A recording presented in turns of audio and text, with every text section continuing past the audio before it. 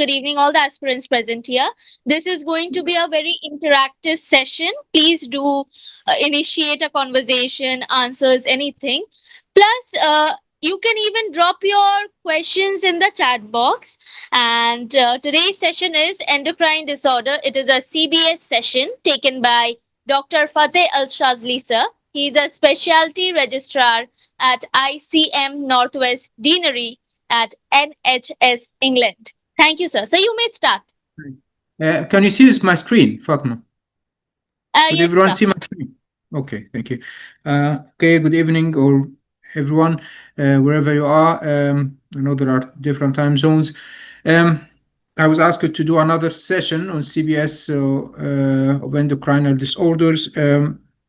Although we covered most of those disorders last session, so in this session we'll continue what we didn't cover last time, and at the same time doing more CBS cases and a little one or two short cases, to see it, at least to cover everything they might ask about regarding the endocrinology and metabolism. Of course, your participation would be much appreciated. We'll start with case 1. Any volunteers? Any volunteers who might want to answer this question? Okay, sir, I will try. Okay, Dr. Muhammad, yes, please. A 48-year-old asylum seeker lady, I don't know asylum seeker what means. Lady is brought to the emergency department confused and febrile with a heart rate of 140 and a blood pressure 220 by 97. She appears mildly cachectic. Her blood tests and are presented below. What is your differential diagnosis? Bicarbs 23, urea 18, creatinine 253, glucose 11.5 millimole, TK 560, calcium 2, phosphate 1.3, magnesium okay, lymphocytes 0.5, mean corpuscular volume normal, MCH okay. So I know that some of you are not familiar with the creatinine and urea, but both of them are high. I know this units, some of you are using milligrams. So, Dr. Muhammad, what's your differential diagnosis from the data provided to you? So this patient has acute kidney injury, have diabetes mellitus, and have severe hypertension. So this patient, it doesn't. They didn't mention she is pregnant, huh? 15 minutes. Then I'll do my class. Hello. So, Dr. Dr. Sharma, would you mind just to mute yourself, please? Dr. Sharma, yes, thank you. Yes, you can continue. You can proceed, Dr. Murad. So hypertensive emergency with acute kidney injury and thrombocytopenia. This can be what, TTB or? Okay, this one of your differentials. What else? Can be HELP syndrome with severe preeclampsia if the patient is pregnant. I don't know. She's not pregnant. She's not pregnant, but it's a good differential diagnosis as well. What else? Pregnancy test is negative. Pregnancy test is negative. So can be some this one breast syndrome of breast. Okay. Anything else? Some this thyrotoxic crisis or something. Yes, thyrotoxic crisis. Anything else? Cushing syndrome. Cushing syndrome. Okay. Okay, it's a good differential diagnosis actually. So the differential diagnosis, as you mentioned, is thyrotoxic crisis, hypertensive crisis or emergency, acute pulmonary edema, heat stroke, malignant hyperthermia, sepsis, septic shock, sympathomimetic toxicity, tachyarrhythmias, pheochromocytoma. A lot of things that you said actually there in the differential diagnosis. So it's a good differential diagnosis actually. So and it's very good idea that you asked about the pregnancy test. Even a 48-year-old, they can get pregnant. Asylum seeker, it means that she's seeking asylum. She's immigrant and seeking asylum in a Western country. So obviously, I'm just mentioning here that she does, and as an indicator that she doesn't have access to good medical follow-up or good medical background, and we don't have a good history taking from her because of her current situation. So those are her. You asked for thyroid function test, and those are the thyroid function tests. What's your diagnosis and what are you going to do next? So this patient is thyrotoxic crisis. 3T4 is high and TSH is very low. So this is Could you just raise your voice, please, because you are okay. obviously This away patient from the mic. Yes. is thyrotoxic Thank crisis most probably because T4 is very high and TSH is very low. you. Okay. Okay. Yes. So Yes. what to do next? We'll support the patient airway and breathing if not maintained, and then we will give a beta blocker. We'll try to reduce blood pressure and give beta blocker, and then we'll give anti-thyroid drugs like this thiuracil Right. I receive. Yes. What and else? propranolol and or IV beta blocker, huh? Okay. And And the global thyroid. What else? what's it took is this one iodine Google's iodine. Great. glucose Yes. iodine. Mhm. I don't remember.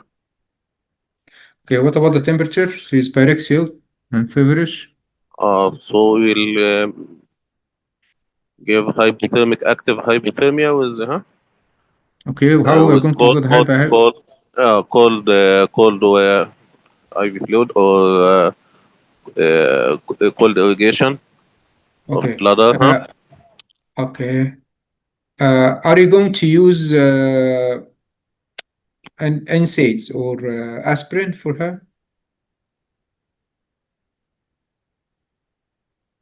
I don't remember actually. Okay. Okay. Anything else? Okay, let's see the as you mentioned, ABCD is crucial here and should always start your answer with ABCD, including cautious IV crystalloids. Actually, those patients usually are hypovolemic. Although they have got heart failure, as you mentioned, but they are hypovolemic, so should be cautious. IV crystalloids should be initiated. Cooling measures, including antibiotics as a paracetamol, can be given. Cooling measures, usually the first step is the cooling blanket.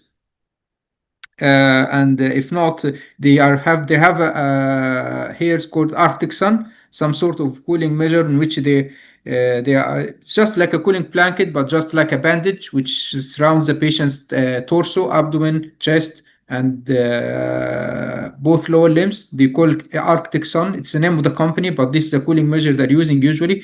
And if the patient is really shivering, then they tend to might sedate them and intubate them actually in order to tolerate the those cooling blankets, because we don't want the patient to shiver, and treat sepsis, because most of the time the thyrotoxic crisis, just like the myxedema coma, is secondary to or exacerbated by sepsis and specific treatment. You mentioned some of the specific treatments. Just try to know what are you mentioned everything right, but just to know why you are giving those. First, of course, the beta blocker is the first thing to do, decrease the systemic sensitivity of the catecholamine receptors and the peripheral conversion of T4 to T3. You said propranolol, which is the drug of choice or the beta blocker of choice here, but also cardioselectives can be used, but less effective, like metoprolol or esmolol can be given. Metoprolol and esmolol because they are the only IV beta blockers in addition to propranolol, actually. So you have to give something IV. Some people have used guanethidine or rizepine, although it is very debatable, and I don't recommend saying this in the exam, actually, unless it is the last thing to do. If the patient has contraindication to beta blockers, so if the patient has contraindication to beta blockers, you can use guanethidine or rizepine, okay? Reduce the thyroid hormone synthesis, as you mentioned, propyl thiouracil by giving loading and maintenance dose.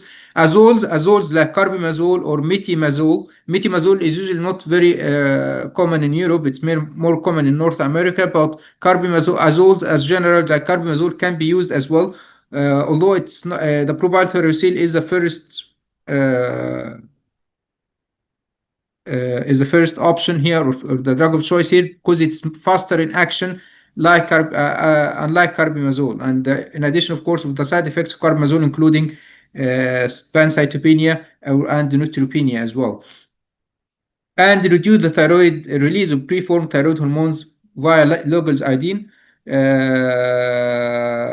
And sometimes alternatively iodinated contrast agents. If Lugol's iodine is not available in your hospital or your institute, you can use iodinated contrast agent, which is very rare at the moment, actually. I don't think that any hospital now have got iodinated contrast agent. And of course, last but not least is steroids, either hydrocortisone or dexamethasone.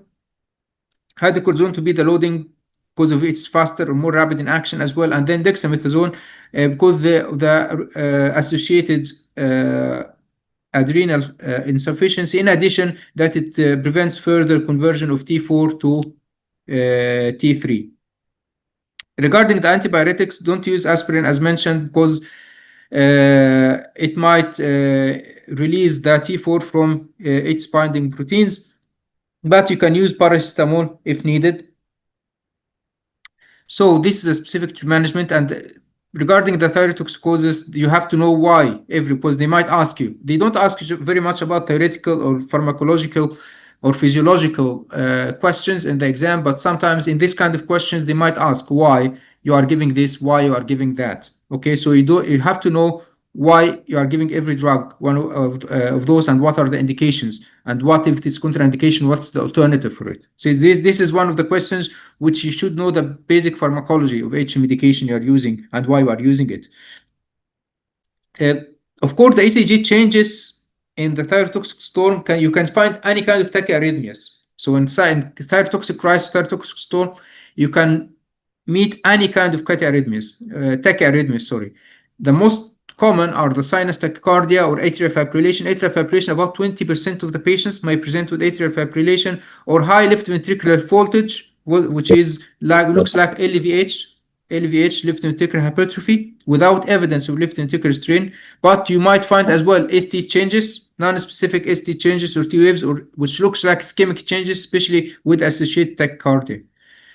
The other issues, the less common signs in the ECG, you might find SVT, and this can be a starter question. But they might bring in CBS in the curves, ECG changes, and might want to ask you what kind of investigation would you like for this patient, especially if the patient is female and in her 30s, late 30s or 40s, what kind of investigation you are going to ask for. So they may start the question with an ECG actually. So, and they ask you what kind of investigation you would like to do for those kind of patients, because any patient, especially young, presenting with tachycardia, especially supraventricular tachycardia, including atrial flutter, atrial tachycardia, or atrial extrasystoles, or even ventricular extrasystoles, you have to ask for thyroid function tests.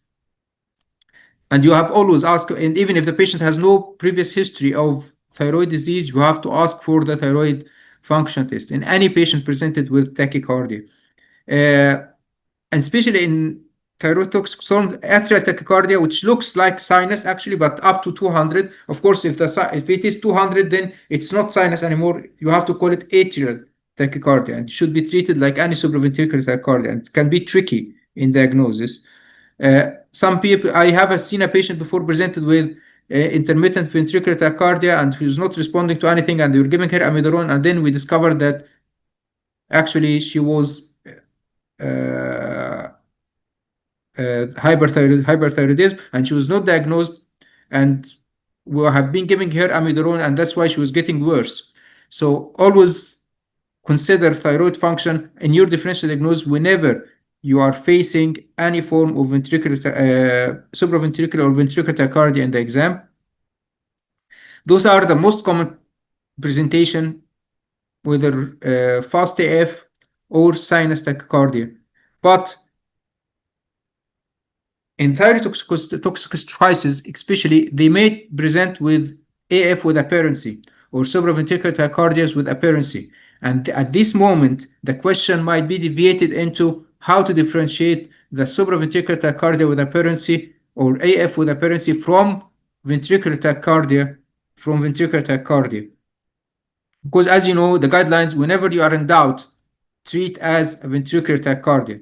But if you are going to give ventricular tachycardia and give their amiodarone, it's going to be to make the patient worse. So you have to be familiar or aware of the signs or the clues which differentiate ventricular tachycardia from supraventricular tachycardia, including fusion beats, capture beats, positive concordance in the precordial leads, or negative concordance, Brugada sign, which is a notch in the S, or tall left rabbit ear in V1. All of these are signs which give you a clue more for a ventricular tachycardia, and this is, as I mentioned before, can be the first question, especially in the curves question, or can be a way to deviate the question towards ECG findings. This is another what's called Josephson sign. Sorry, I cannot see the. Yes, Josephson sign, which is deep S wave or notched slurred S wave, and RS interval more than 100 milliseconds, which is called Brugada sign. So there is Josephson sign and Brugada sign. Those are signs of monomorph of VT. That presentation is VT more than it is supraventricular tachycardia apparency. I have read while even preparing for this lecture that some of the thyroid storm or thyrotoxic crisis may give a presentation of Wolff-Parkinsonian-like features that can be present with pre-excitation-like features, supraventricular tachycardia with apparency or AF with apparency. And so you have to know when you are suspecting more propofol SVT with apparent conduction. For example, regular prot complex tachycardia at 190, no P waves, left axis deviation, QRS complex show a left bundle block morphology with dominant S wave in V1. So, which is actually the opposite of what we have discussed earlier about the ventricular tachycardia. So you have to know in this how to differentiate between both. Even if your answer will be any white complex tachycardia, it's safer to treat as ventricular tachycardia. But if you are going to give amiodarone for this patient, in a patient with hyperthyroidism, is going to make it worse. So at this point, they were going to help you as much as they can in the exam. The examiners are going to help you, because I know it's during the stress of the exam, it can be difficult, but at least consider this in your differential diagnosis. Okay. If you opt to choose amiodarone, tell them that we are going to ask for thyroid function test if the patient is stable. But if the patient is unstable, you are going to go towards electrical cardioversion anyway. Okay, but it would be nice if you can memorize the differences between the supraventricular tachycardia with apparency and the ventricular tachycardia. It was going to give a good impact actually for the examiners. Of course, very unlikely to ask you in the endocrinology about CT findings, but this is the CT I found actually. They might give you retrosternal goiter. This is the thyroid. This is the trachea, slit only 2 millimeters trachea. This is only, of course, in the endocrinology in general, most probably it's going to be in the form of either short case or CBS in the biochemistry or the blood gas. But you never know. They might ask about retrosternal goiter, and that's why I brought here the normal anatomy. They're going to give you the cuts from the upper chest. So I showed you the normal anatomy of the cuts from the upper chest as well to help you differentiate when there is a trachea. You can hear the trachea is not obvious, of course, because it is a normal patient, but here you can find the esophagus, here you can find the left subclavian artery, here the left common carotid artery, number 3, the brachiocephalic artery, and number 6 is the right brachiocephalic vein. And of course, this is number 5 is the sternum. And of course, this big hole is the trachea. So just be aware of the variations and the normal anatomy in case of, especially upper chest, in case of CT chest. Just the basics.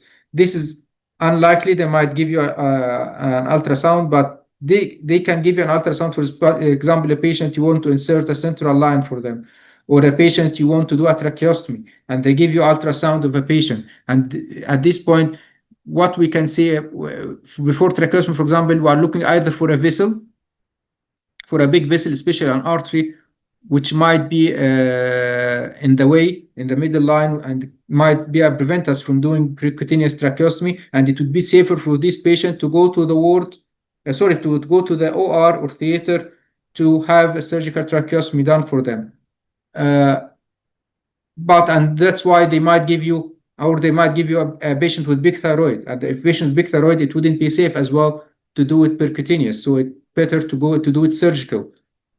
This is a CT of a normal thyroid, right lobe, left lobe, isthmus, the trachea, which looks like this into the ultrasound, and this is esophagus, common carotid artery, right and left, and the IGV, the internal jugular vein. So all this is a normal patient, and this is a patient with a little bit hyper normal patient as well. Sorry, this is a normal patient as well, but a little bit variant. You know that the right lobe can be a little bit bigger than the left lobe, which is normal actually.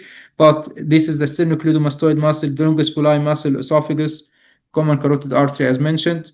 And this is a patient with hyperthyroidism. So you can see the difference between the two previous pictures. The two previous pictures were normal patients. Those are patients with goiter, massive goiter or or large thyroid. You can find the isthmus and and both lobes are enlarged. And this is the trachea. And even you cannot see the esophagus here. And these are the two arteries. But you cannot see, you can see some vessel here, which most probably a vein, which is not a contraindication actually, but with this big thyroid would be a contraindication to have a tracheostomy done for them. Okay, and this is a vessel, another vessel here, another two vessels, and this is a patient with only one nodular goiter, nodule in the right thyroid. This is a trachea, this is a normal thyroid tissue, and this is one big nodule, and this is a muscle. This can be presented as well as a CBS or as a part of CCS vignette before doing a tracheostomy for a patient.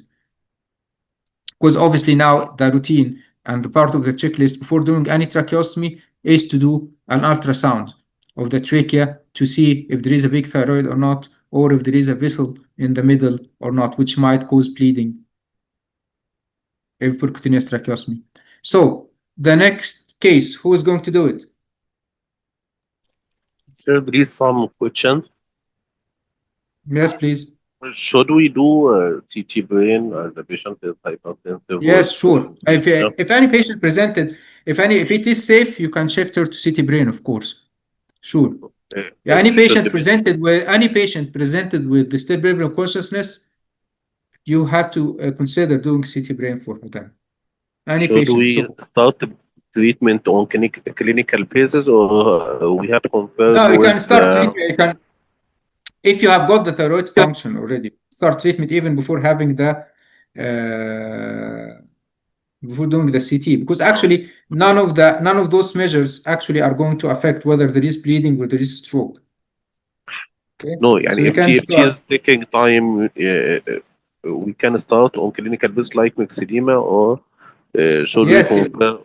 Yes, you can start. You can start before doing the CT. Because You actually, can start with beta blockers, but anti-thyroid like propylthyroxine will start. thyroid, if thyroid, you either going to have, you are going, you need, you are going to ask for a thyroid function anyway.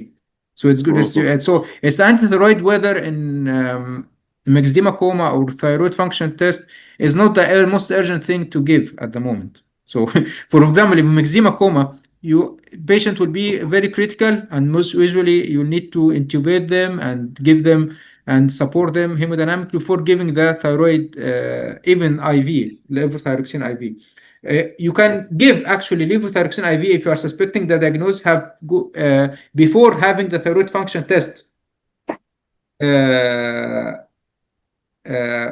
release.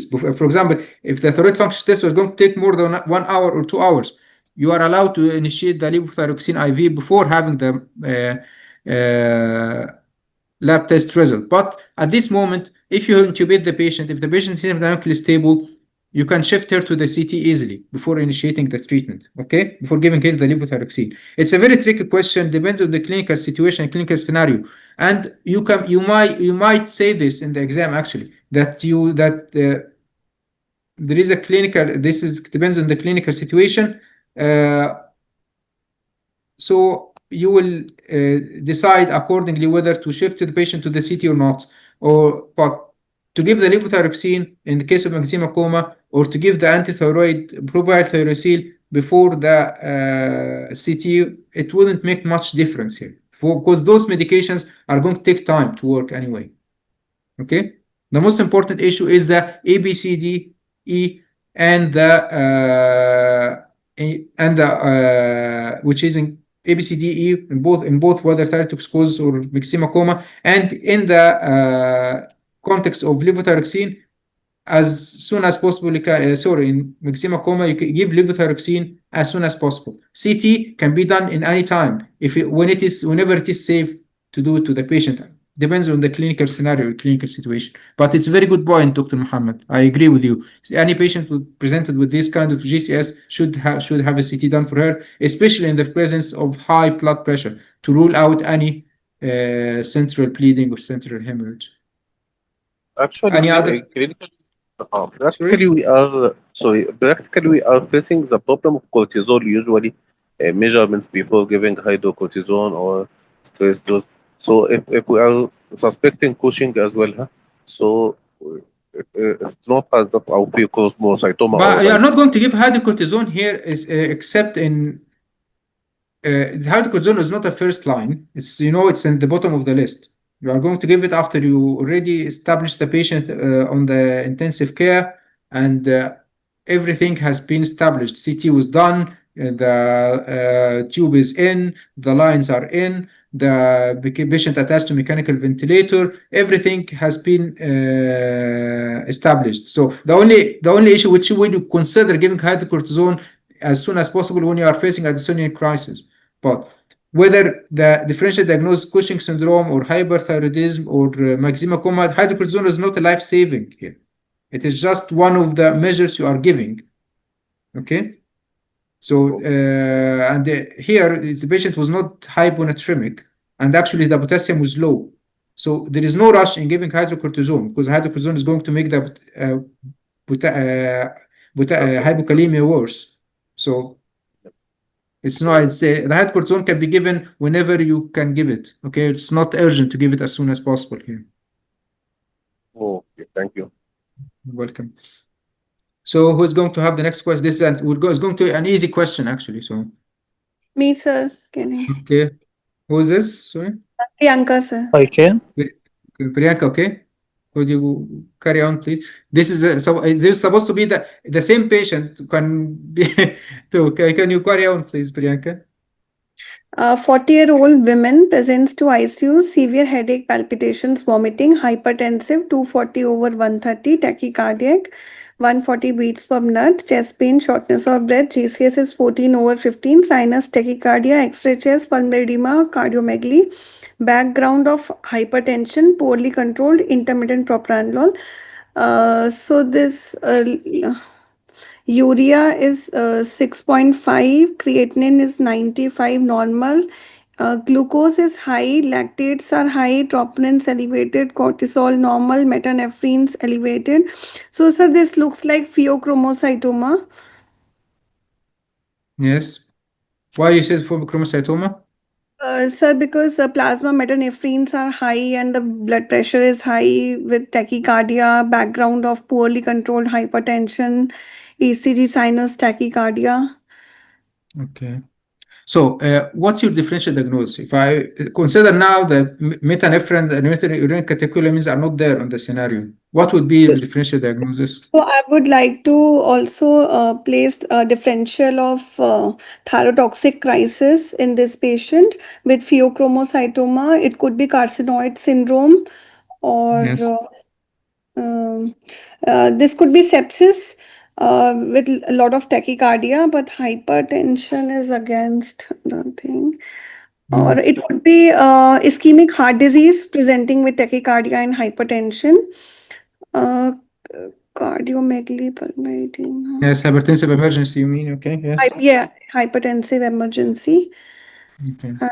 And, So, what are you going to do for this patient?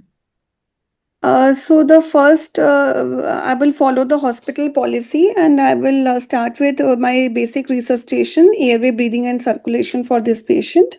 I will give an oxygen mask to this patient because this patient is having palpitations and vomiting. And then I would like to investigate ECG. I will do a bedside POCUS, echocardiography, and lung ultrasound for this patient. And then I would like to start with alpha medical management, alpha blockade first, followed by beta blockers. So Why alpha alpha block. blocker? Why alpha blocker and why not the beta blocker? She's patient who was in propranolol and she's tachycardic. Why you chose alpha blocker? Because if we don't give alpha blockade first, that will lead to that hypotension because alpha blockade will lead to vasodilatation, and then we can control the heart rate with beta blockers. So if we give beta blockade first, then there will be uncontrolled vasospasm to this patient, and that will we will not be able to manage, and it will lead to hypertensive emergency. So we give alpha blockade first, followed by beta blockade. So for alpha blockade, I would like to give prazosin or phenoxybenzamine with volume loading because these patients are chronically hypovolemic because of hypertension. So I will give fluids to this patient as per the fluid responsiveness measures of fluid responsiveness.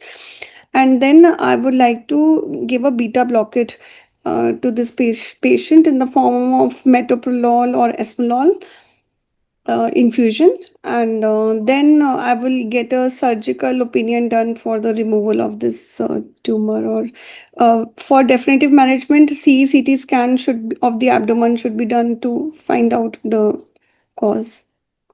Excellent answer, Priyanka. Excellent answer as usual. Thank you so much.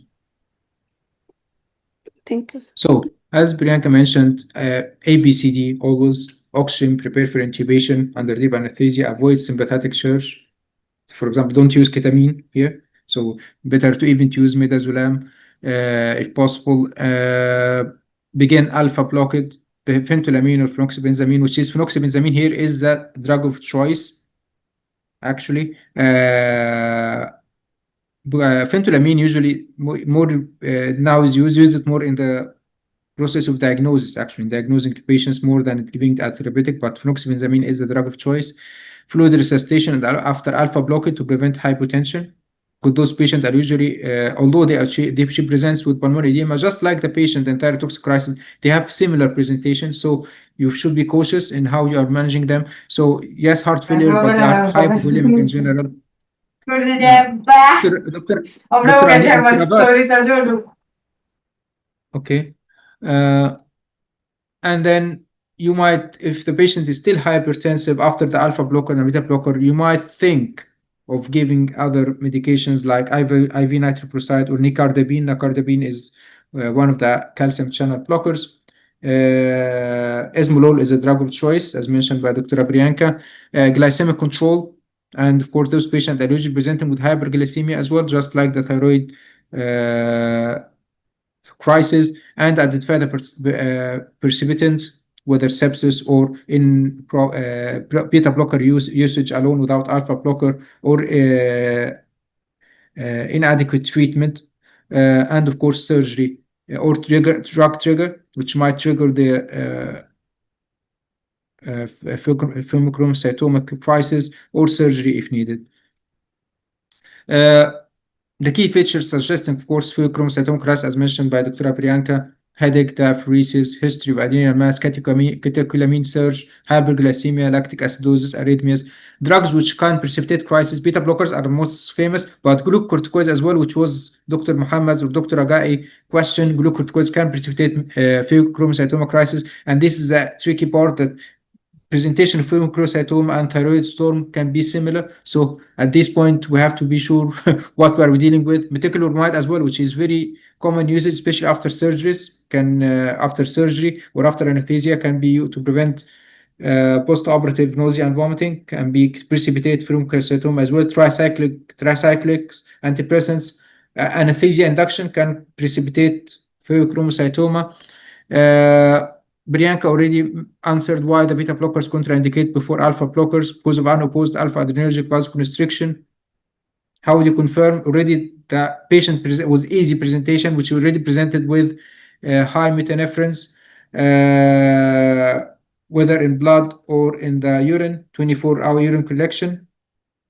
What are the intraoperative ICU considerations? Invasive arterial monitoring, avoid catecholamine triggering drugs, treat hypotension, post-tumor removal, monitor for hypoglycemia post-operatively, because this patient, after they might present with hyperglycemia, but usually if you are after the surgery, even if this adrenal removal surgery or pheochromocytoma surgery, they still might present with hypertensive or pheochromocytoma crisis, because the surgical procedure itself might cause burst out or increase secretion of the catecholamines for short period during the procedure itself. Just like the hyperthyroidism, when you are doing it in the acute patient, usually if you are doing surgery, thyroid surgery in a thyrotoxic crisis patient, the hyperthyroidism patient, without proper treatment, it might cause the same. There will be some sort of thyroid surge during or after the surgery. So you should be very cautious. But of course, the thyroid surgeries, the thyroidectomies, usually are not being done on emergency basis unless it is constricting the airway. But here, the pheochromocytoma surgeries are being done a lot on emergency or urgent basis. So you have to, the anesthetist and then the intensivist have to be very cautious and how to manage it, because in the first 24 hours, 48 hours post-procedure, you might have a surge in the catecholamines, and then sharp drop, which might happen after the 24 hours. Long-term management, of course, as mentioned by Priyanka, either surgery or genetic screening, because usually there are two types of pheochromocytoma. There is hereditary type, which usually present in the 20s or the teenager phase, and it equal in both males and females.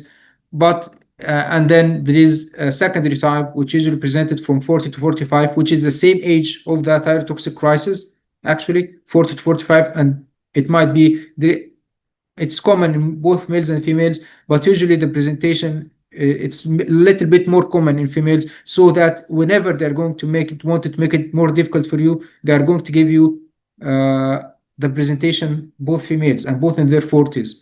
But if you are going to present male in the 40s, most probably it's going to be pheochromocytoma, not thyroid crisis. But anything can happen, of course. So just be open-minded and be aware that, and always have a differential diagnosis. If you are not sure, always have a differential diagnosis, okay? Of course, very unlikely to bring you CT abdomen or pheochromocytoma or adrenal mass, but this is two bilateral adrenal mass, which are due to pheochromocytoma, because the pheochromocytoma most usually are bilateral. This another CT scans of large pheochromocytoma, arrow left and center pheochromocytoma. This is a pheochromocytoma. This is a kidney. This is a suprarenal gland. This is suprarenal gland, suprarenal tumor. Sorry. And this is large cystic or paraganglioma, large cystic mass, which is has caused pheochromocytoma as well because of the endocrine tumor. So next case was the next courageous or brave volunteer.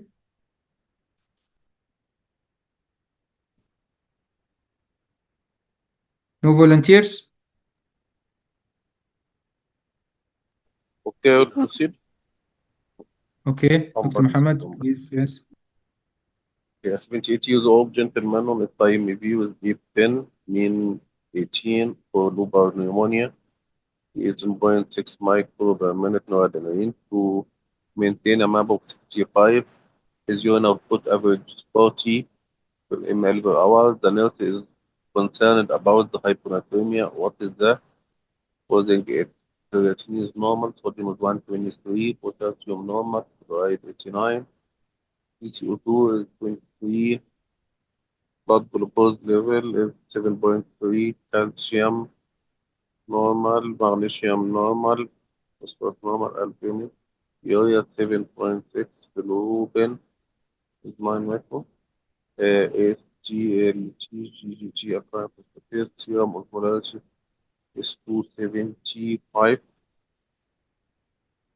urine osmolality is 46, urine sodium is 39.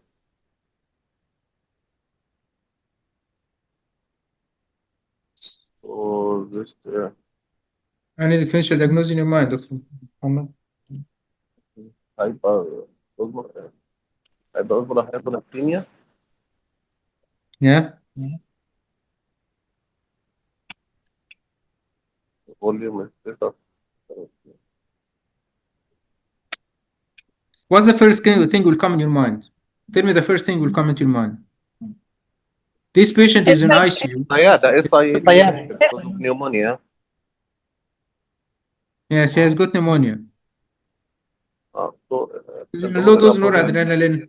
He's in low dose noradrenaline. Everything looks fine. His urine output is okay. Creatinine, renal functions are okay. so a volemic hyponatremia can be SIGH. Sorry? So I give you by mistake. I give you the answer. Okay, Sayada, yes. So, as mentioned by Dr. Muhammad,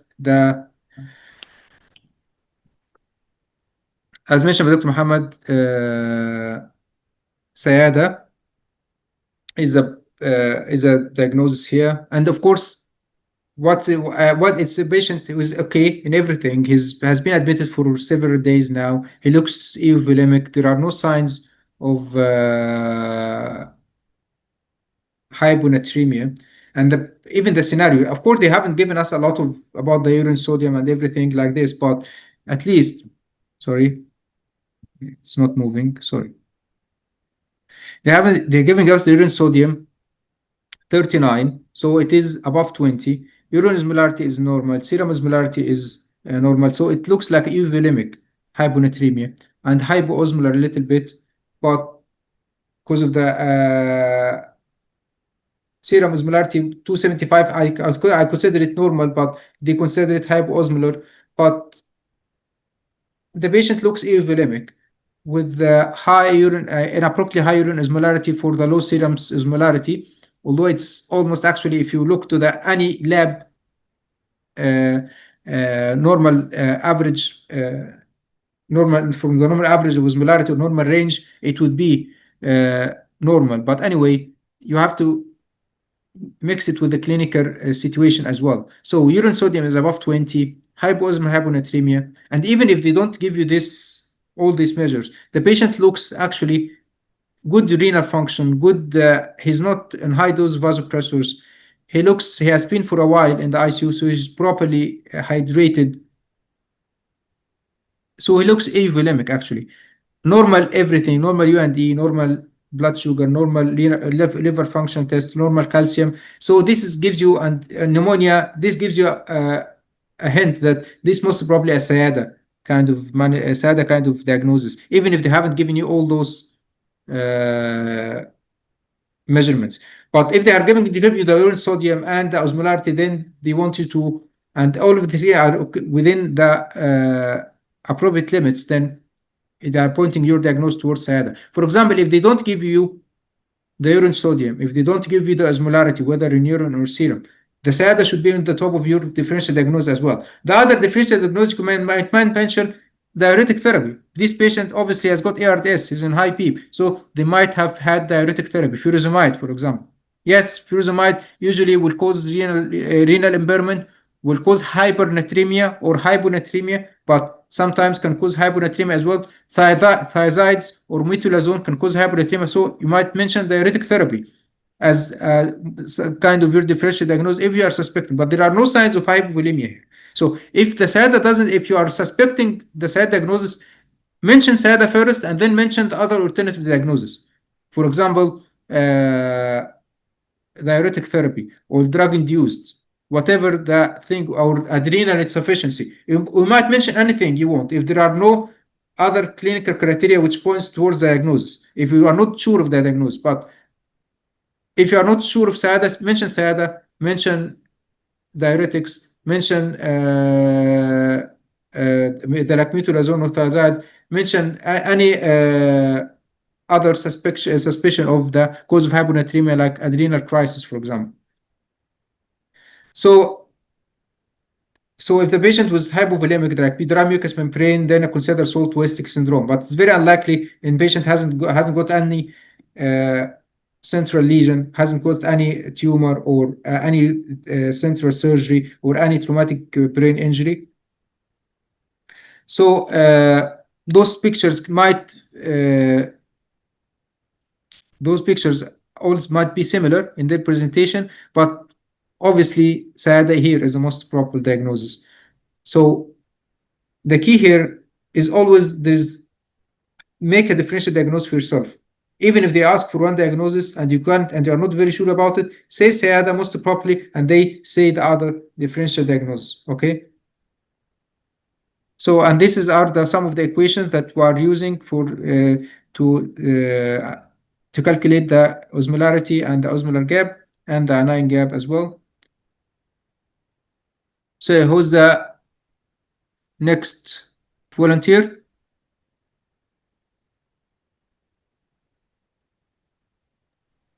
Okay, let me take. Okay, yeah, Dr. John, I was waiting for you, Dr. John. You're always the first. Thank you, sir. Thank you, sir. Yeah. A 53-year-old lady has been in. Okay. A 53-year-old lady has been in your ICU for 13 days following resolution of community-acquired pneumonia, having undergone aggressive early go-directed therapy by the unit registrar for her initial septic shock. She has been slow to wean from invasive mechanical ventilation due to a persistent FiO2 and PEEP requirement, despite the resolution of her inflammatory markers several days earlier. Her observations are as follows.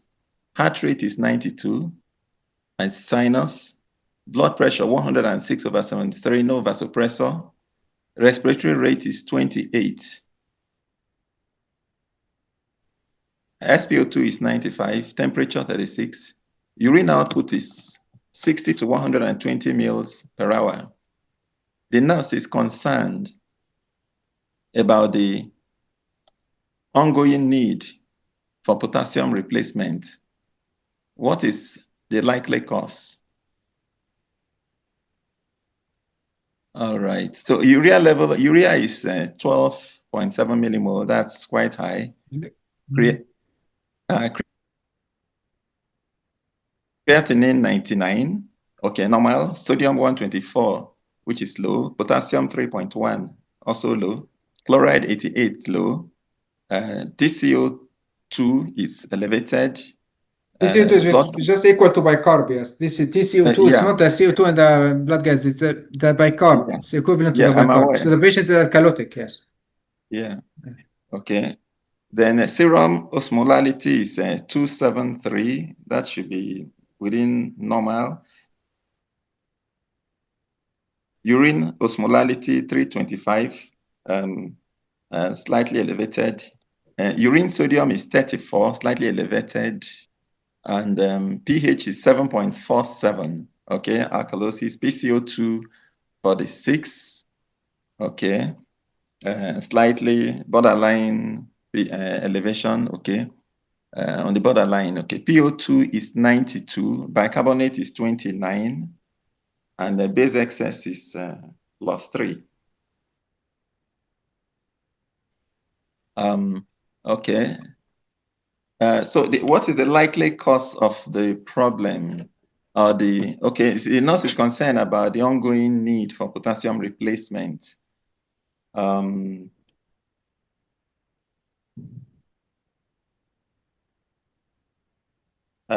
it's likely she has diabetes insipidus from this. Okay, why you said that, Dr. John? Because of the large volume urine outputs. 160 to 120 mils per hour is quite high. Okay. And so in the diabetes insipidus, would you see this kind of hypernatremia or hyponatremia? Okay, we'll expect actually. I'm sorry, we will expect hypernatremia in diabetes insipidus. Okay. So yes. Okay. And the urine would be diluted. So do you think this urine is diluted? Again, it's urine sodium at 30. And urine output is 60 to 120. Yes. Yeah, but it is actually surprising for a patient who is likely to be also having a syndrome of inappropriate ADH secretion. You know.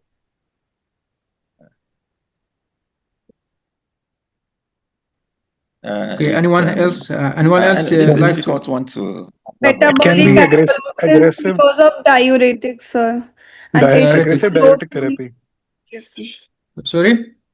Diuretic therapy. Bianca. Who is else talking? Praveen, sir. Praveen. Parveen, do you think what's your answer, sorry? Diuretic therapy. Diuretic therapy. Why you said that?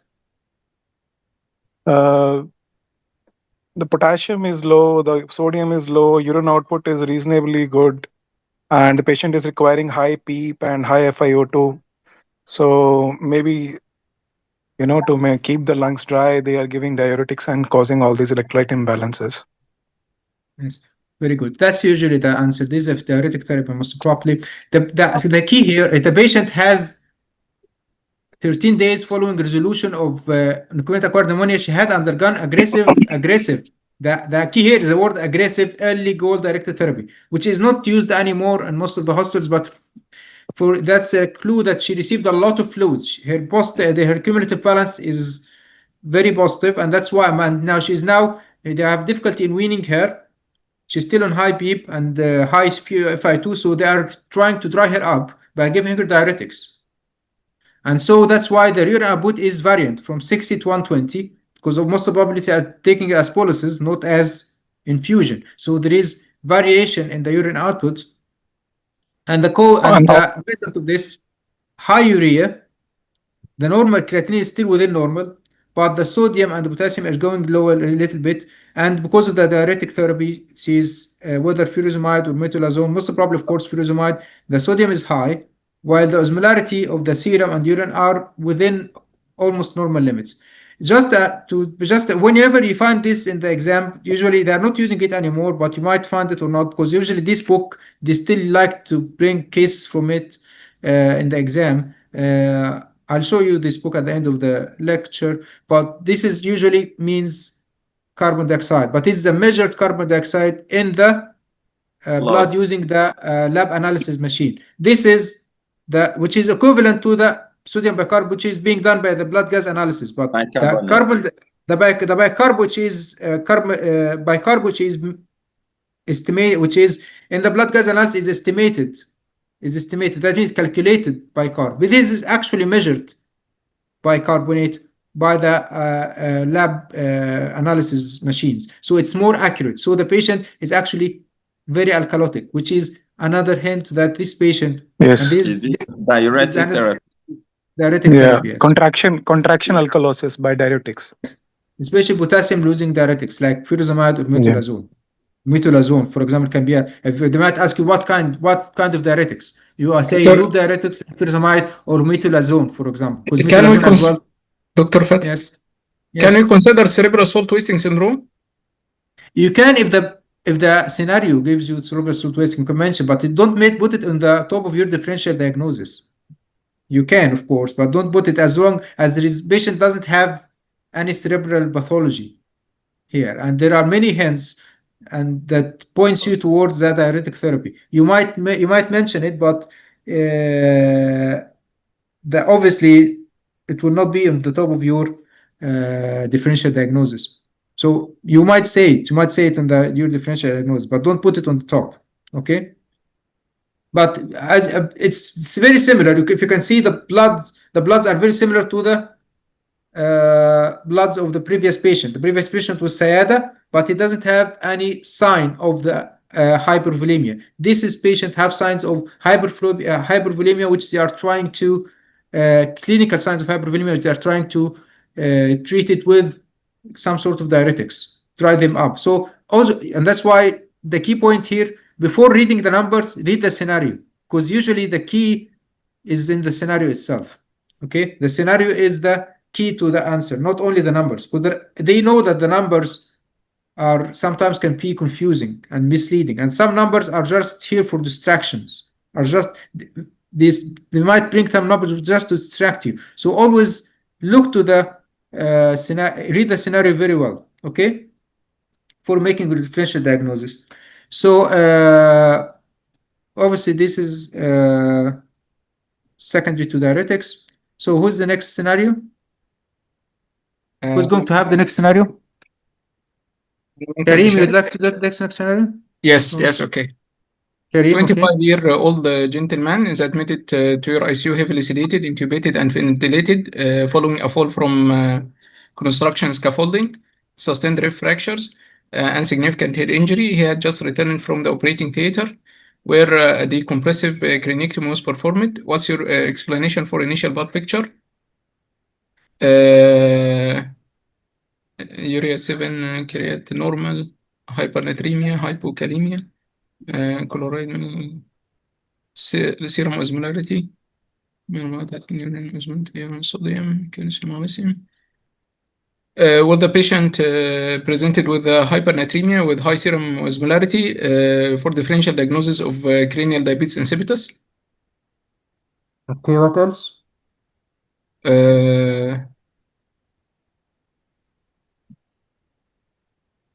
Well, it may explanation for initial blood patch.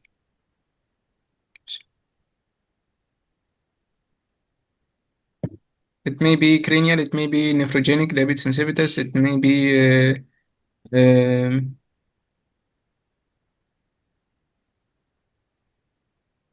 it may hypovolemic, hypernatremia. Hypervolemic from what?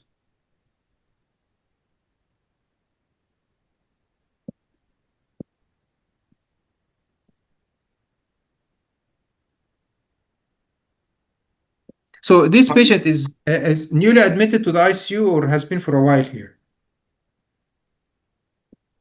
Okay. Is newly admitted or has been for a while? That's my question. No, Newly admitted. just admitted.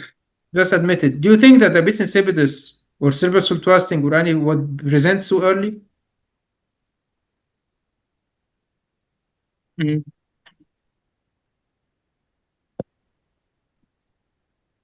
Okay. Anyone else would like to suggest anything else? Osmotic Maybe I consider therapy, Addison. mannitol. Ion Sorry? osmolarity is high. Maybe mannitol, Doctor, sorry. osmotherapy. Osmotherapy for the high pressure ICPs. Oh, yes. Okay. Like what? Mannitol therapy. Well done. Recent mannitol therapy. So, Very well done. So traumatic brain injury with management suggesting that there have been difficulty maintaining an appropriate ICP, hyperosmolar, obvious osmolarity is high, hypernatremia, and the patient is fresh. He's just come from the theater. You just have a fresh head injury today, traumatic brain injury today, and just come from theater with a widened osmolar gap above 10, consistent with recent mannitol therapy. The hypokalemia suggests that the sedating agent might be thiopentone. Of course, the hypokalemia can be because of the polyuria itself, but usually they might give you a hint that this patient, because he's obviously now that according to the European guidelines, they are dealing with traumatic brain injuries as tiers, or the ATLS, even tier 1, tier 2, tier 3, tier 4. If you are going to the ATLS guidelines, they are doing with traumatic brain injury as tiers. So obviously this patient in the tier 4. So he is in muscle laxant, he's in thiopentone, he's barbiturate coma, and they have given him osmolar therapy, and he went to the theater. So he's one of the most severe category of traumatic brain injury. And so at some point he has received some sort of osmotic therapy, either mannitol or hypertonic saline. And this is a cause of polyuria, which hypokalemia, in addition to and the cause of the alkalosis. As I mentioned before, I give you the hint last time, this is mean that he's alkalotic. This TCO2 means that he's alkalotic, metabolic alkalosis. He's not very hypernatremic. He's not above 160, for example, to suggest diabetes insipidus. He's just fresh patient, so most probably doesn't have diabetes insipidus or cerebral salt wasting. Osmolarity is high. Urine osmolarity is a little bit high as well, and urine sodium is high. So obviously, we are dealing here with osmotic therapy. Of course, there is a question which comes frequently as well whenever a patient has thiopentone and present with metabolic alkalosis and hypokalemia, and of course in ICU are going to treat this hypokalemia aggressively. What are the consideration you are going to do, or are going to take, or are going to if you are going to treat this hypokalemia? When you are going to treat hypokalemia, what are the consideration you are going to take care of, and what we are going to consider? This question comes frequently, and they love it in the EDIC. Slow gradual correction of hypokalemia for afraid from the rebound hyperkalemia. Rebound hyperkalemia from when? From the thiopentone itself. Thiopentone. So that's very good. This is a very good answer. Whenever you are going to stop the thiopentone, it's going to have rebound hyperkalemia. The potassium will go up when you are going to stop the thiopentone. So you have to be very cautious. So, for example, if you are planning to stop the thiopentone after a couple of hours, just gradual correction of the hypokalemia. But of course, if you are planning to keep the thiopentone for at least 24 hours, you can treat it aggressively like we do with other patients. Okay. What's the next case? Who's going to take the next case? Barvin, would you like to say it? Take it. Yes, sir. Barvin, 37-year-old lady is in the emergency department with abdominal pain. The emergency registrar is concerned enough to request you to review the blood results and tells you that she is mildly obese woman with swelling in the region of both angles of her jaw. Her abdomen is soft with no consistent regional tenderness. She has no known past medical history and is not on any regular medications. Her heart rate, blood pressure, respiratory rate, and oxygen saturation are normal. So diagnosis: abdominal pain, swelling in the region of both angles of her jaw. Okay, and sodium is low, potassium is low, chloride is low, bicarb is high, urea is normal, creatinine is normal, bilirubin is normal, liver enzymes are almost okay, ALTs are high. Patient having metabolic alkalosis. Abdominal pain, mildly obese, Below in or both? Both angles of her jaw, swelling angles of jaw. I don't know, sir. Sir, may I? Give it, whenever you don't know, give a differential diagnosis. What's your differential diagnosis? Abdominal pain. Sir, may I? Excuse me? So, Dr. Shyam this side. Yes. Bulimia nervosa. Yeah, this could be a case of bulimia nervosa. Bulimia nervosa? Who's, yeah, okay, why you're saying that? Why you said bulimia nervosa? With the induced hyperemesis. Emesis, yes. Why, what are the indicators of bulimia nervosa? Agreed, sir. One thing is swelling in the both angle of her jaw. Yeah. And other thing is swelling. regional tenderness in the abdomen. And the first scenario is she is obese. Yeah, she is a mildly obese woman. Okay. So that lead to the loss and the metabolic hypokalemia and the metabolic alkalosis. Okay. That lead to loss It says positive 13 with bicarb 48. Okay. So that right, this is and of course the glucose on the lower side. I agree. Very good. Bulimia nervosa, supportive, of course, eroded fingernails from repeated self-inducing vomiting, erosion of dental enamel, especially of the incisors, the jaw, as you mentioned, mildly obese female with bilateral parotid swelling due to repeated self-inducing vomiting and non-specific abdominal complaint, plus a metabolic alkalosis, which is hypokalemic and hypochloremic because of repeated vomiting, which suggests hydrogen ion loss. Hypoosmolar hyponatremia is due to extrarenal sodium loss. So this is an equation which you might need or might not need. It's expected BCO2 for metabolic alkalosis, but obviously these patients just need a psychiatry and some sort of IV fluids in a ward. She doesn't, most probably, but of course, because of this potassium, she might need to be admitted to the ICU to correct the potassium and give her some fluids. But they might, it came before. Yes, it came a long time ago, but it came before.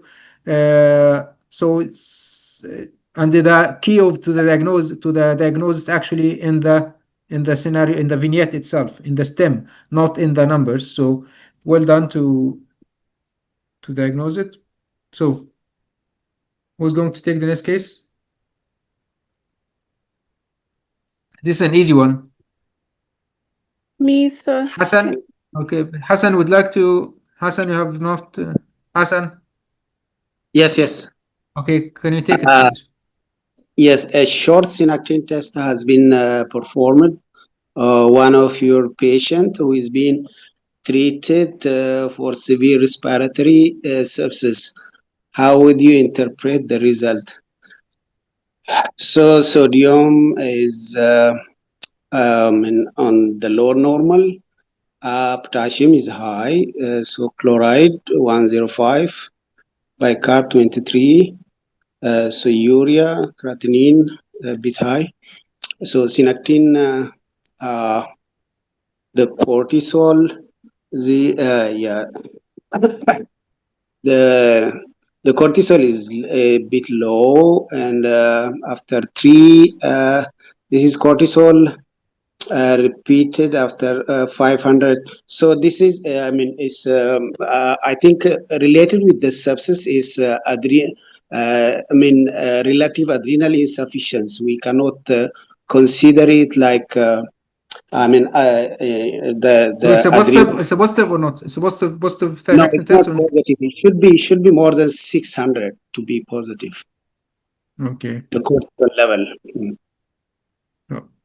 So it's so this is less than.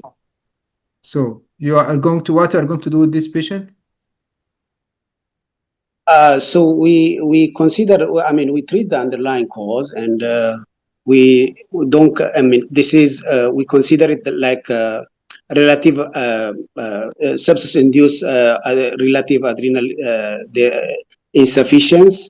So we treat the underlying cause first. Well, this is the most important issue. But are you going to give hydrocortisone for this patient or not?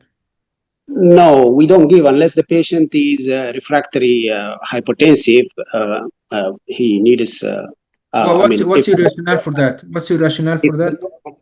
If the NORAD is more than 0.25 mcg per kg per minute, and then we can consider to add a steroid. And if we start vasopressin 0.04, so then we can consider to add steroid, the stress steroid.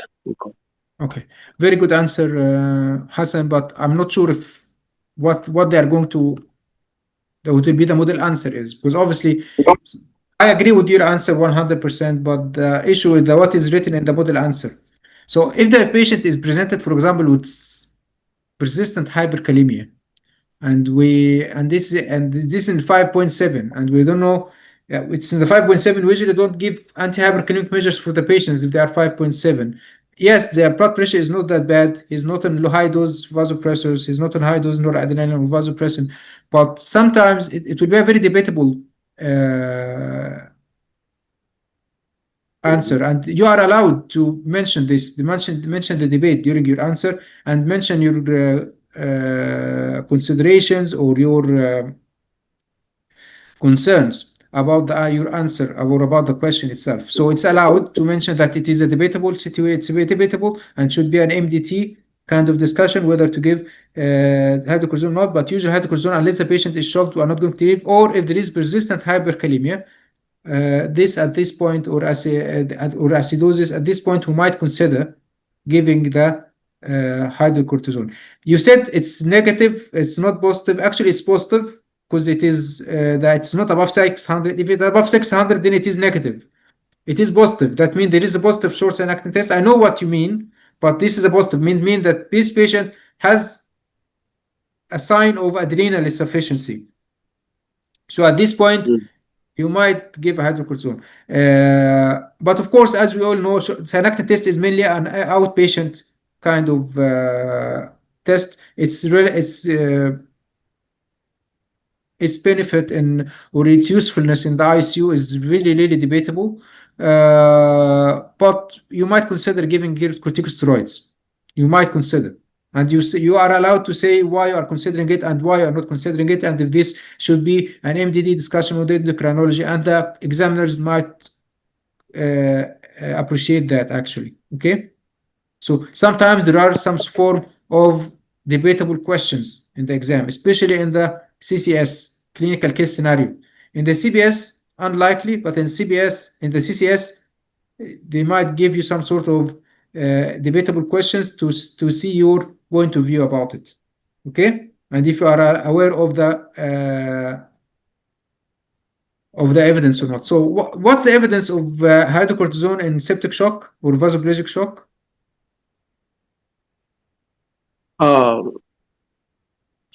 That's the what did you say? The evidence, the studies which support your point of view in septic shock. Yes, or in ICU in general. Corticosteroids in ICU in general. It's that's the corticos study, the adrenal. Sorry? Adrenal study, yes. Corticoid and adrenal. Corticoid and steroid, exactly. Well done. So who is next? Sophie, would you like to answer this question? Sophie?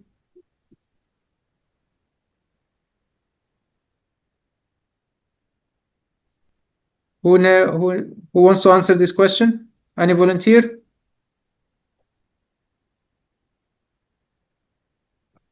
So Sifukazi, Sifukazi, Nafisa.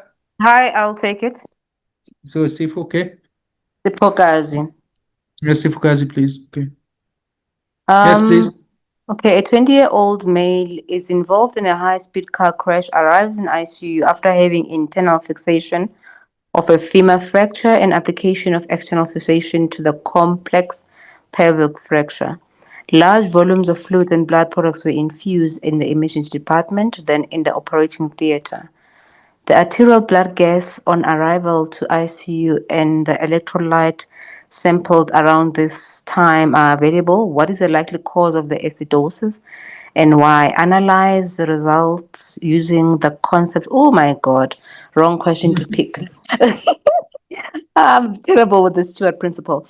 But in any case, she was on FI of 0.5, pH 7.28, so acidotic. PO2 of 36, that's fine. PO2 125, that's okay. Acidotic with a bicarb of 21, lactate of 1.4. Sodium slightly elevated, 146, potassium 3, and chloride that's high. Urea of 7.9, creatinine that's normal, up in 33, phosphate of 1.8. So I think this, what is the likely cause of the acidosis? So this patient has probably received a large volume of normal saline and is getting a hyperchloremic acidosis from that. Okay, well done. Very well done.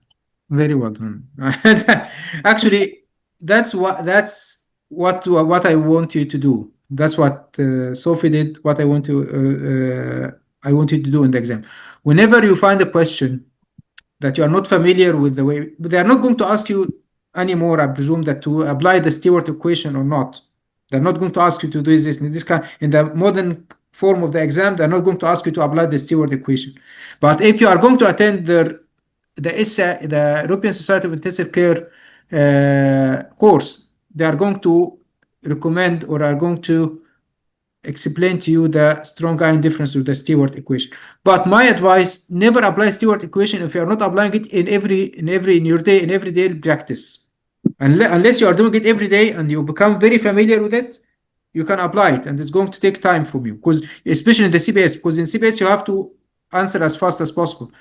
She did the right thing by reading the vignette, reading the scenario very well, and giving from the data provided to her, she gave the most probable diagnosis.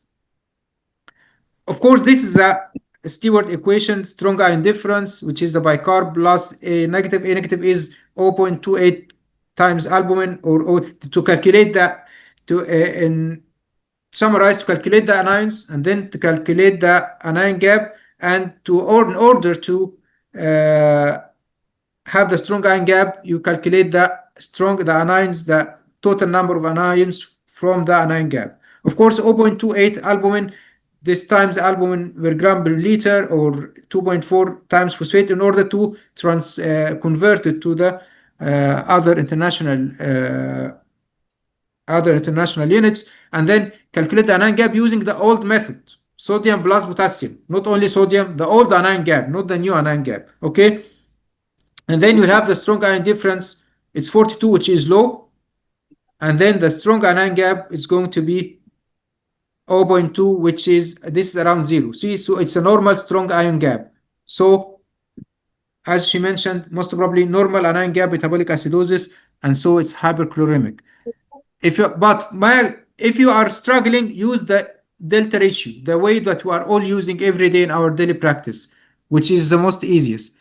Less than 0.04, which is going to be here. But of course, if you are going to use the anion gap, which is sodium minus chloride plus bicarbonate, not the potassium. If you are not going to use the potassium, it's going to be less than 0.4, which signifies normal anion gap metabolic acidosis. Most probably it will be hyperchloremic. Okay, if you are going to use the potassium, it's going to be a little bit complicated. It's going to be around 0.4. So it might be high anion gap or normal anion gap, or might be both.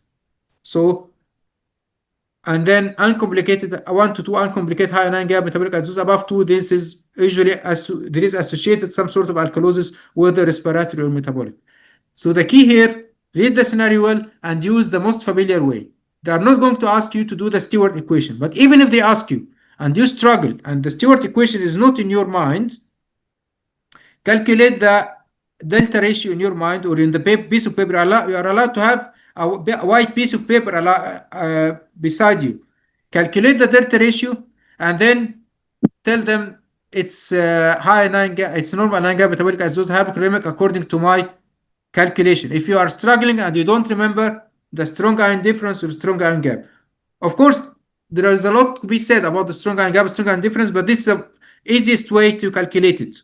You can have a lot of other approaches. There are many approaches for the Stewart equation or the strong iron gap, but this is the most easiest way to do it, which can be done in the 1 minute allowance during the exam, during the CBS, okay, or during the CCS. But if you are struggling, calculate as well the delta ratio, which is not going to take time, and according to the answer which is in front of you, tell your answer for them according to the clinical scenario, and if the answer goes with the delta ratio, and tell them according to my calculation, this is the answer.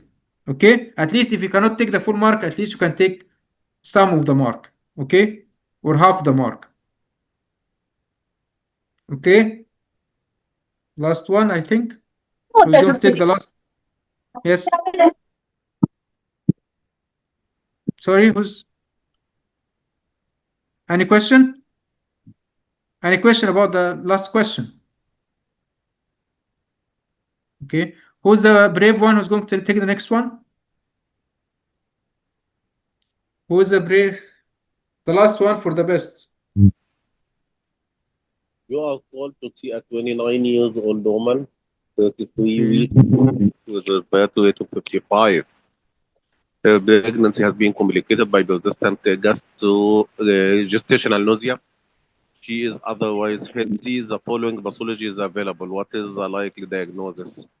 Urea, sodium chloride slightly high, calcium high, phosphorus, protein, LTH, glucose is low, pH acidosis, metabolic acidosis. Basic test minus 19, normal. Osmolarity is high. Magnesium, albumin, bilirubin, CO2 is good. Lactate is normal. Acute fatty liver in pregnancy.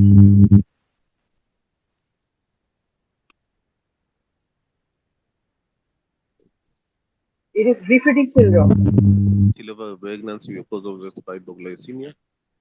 Actually, can you raise your voice, please, Dr. Muhammad? Acute fatty liver pregnancy. Okay, why? Hypoglycemia is there and severe metabolic acidosis. ILF.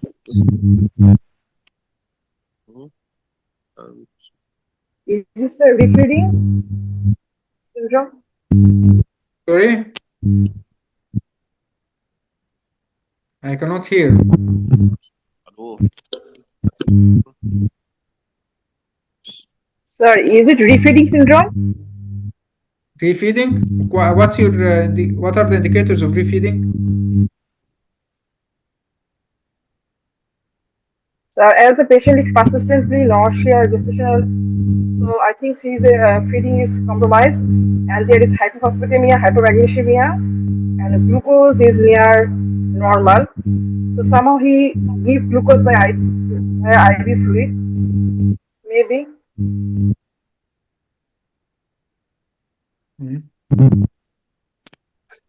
Okay, this one good differential diagnosis. What else? This hypercalcemia, multiple myeloma.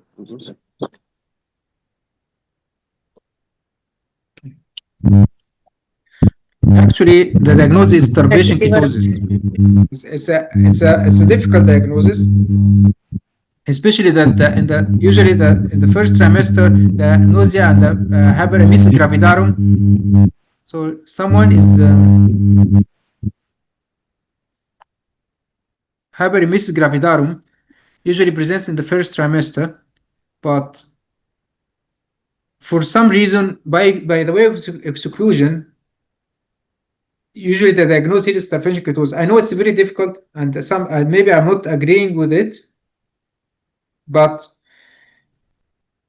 we have to go step by step, actually, because sometimes they might present it to you, this kind of question to you. Of course, this patient usually he called you because the patient is respiratory rate is 55 per minute, but the patient looks well.